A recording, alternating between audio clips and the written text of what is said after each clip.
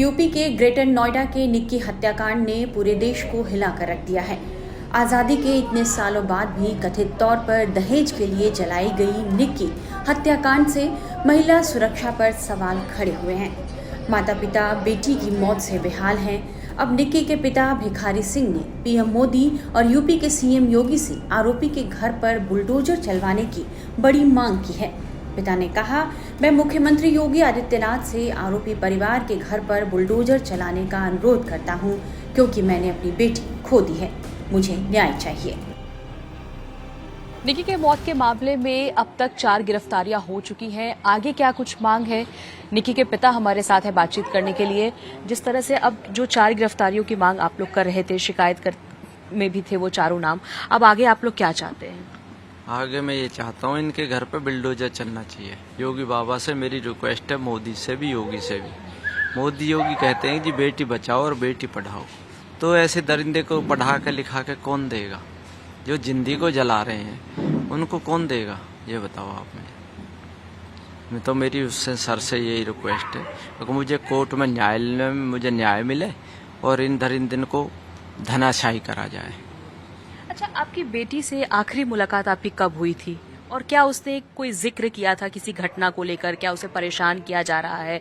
कब इस तरह की कोई बात हुई थी कि दहेज को लेकर बार बार उसे प्रताड़ित किया जाता है, या बड़ी बेटी के द्वारा कभी ये कहा गया? नहीं, वो पैसे के लिए तंग जब पार्लर खोल लिया था बोले हम इनमें से पैसे दो। बिटिया ने कहा कि ये पार्लर जो हमने बच्चे के लिए खुला है, तुम्हें पैसे देने के, तुम रोज मोबाइल खोकाओगे, दारू पी के छोड़ोगे कहीं, पैसे तुम्हें देते रहे।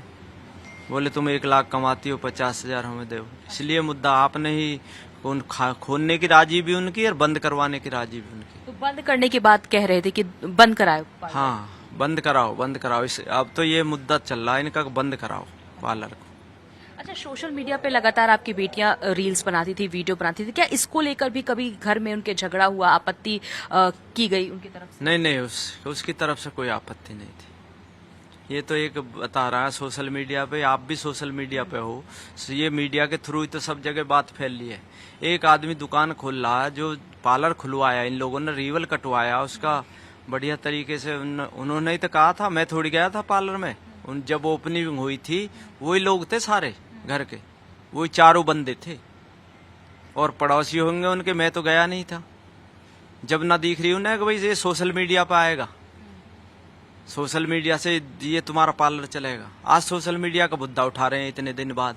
ये पार्लर तो खुले काफी दिन हो गए। अच्छा, सोशल मीडिया के साथ साथ कुछ एक ऐसा वर्ग भी है, पड़ोसी है कुछ लोग, उनका ये कहना है कि जब पूरी घटना हुई तब विपिन जो है वो घर से बाहर था, बेटा घर से, जो छोटा बच्चा है वो भी घर से बाहर था, तो घर में कौन था उस दिन? सिस्टर एक बात बताओ, मेरी घरवाली जली पड़ी रहेगी, मैं बाहर खड़ा रहूंगा रोड पे? आप समझो बात।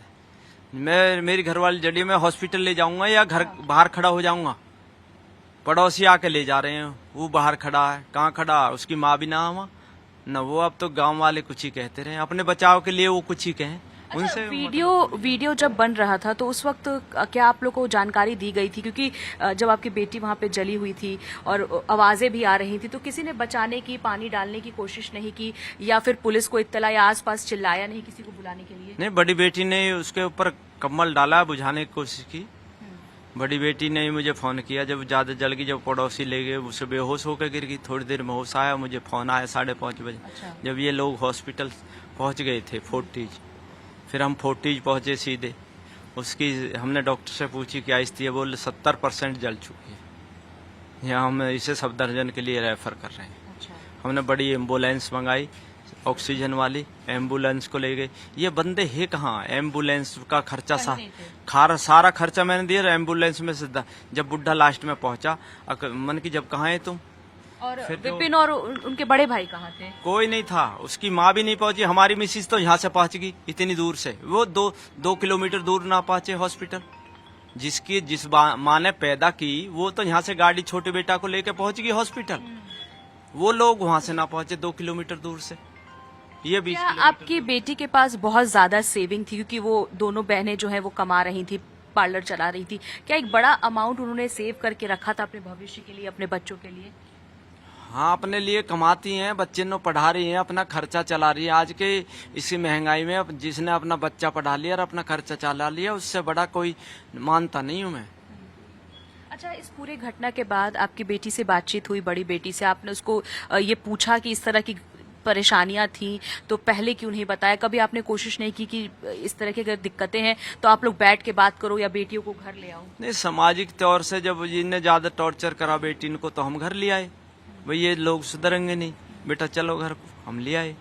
फरवरी में हम घर ले आए बिटियान को, और फिर ये लोग आए अप्रैल में मेरे पास। अगर बेटी ऐसा ना आगे को ना होएगा, आज अब हम गलती मान रहे हैं। जो सामाजिक तौर पे आते हैं 10-20 लोग, वो जिम्मेवारी से ले गए। दोनों बेटियों की आपने शादी साथ में ही की थी? एक साथ में। कितने पूरे पैसे खर्च किए थे? कितना आपने पैसे उन्हें दिए थे?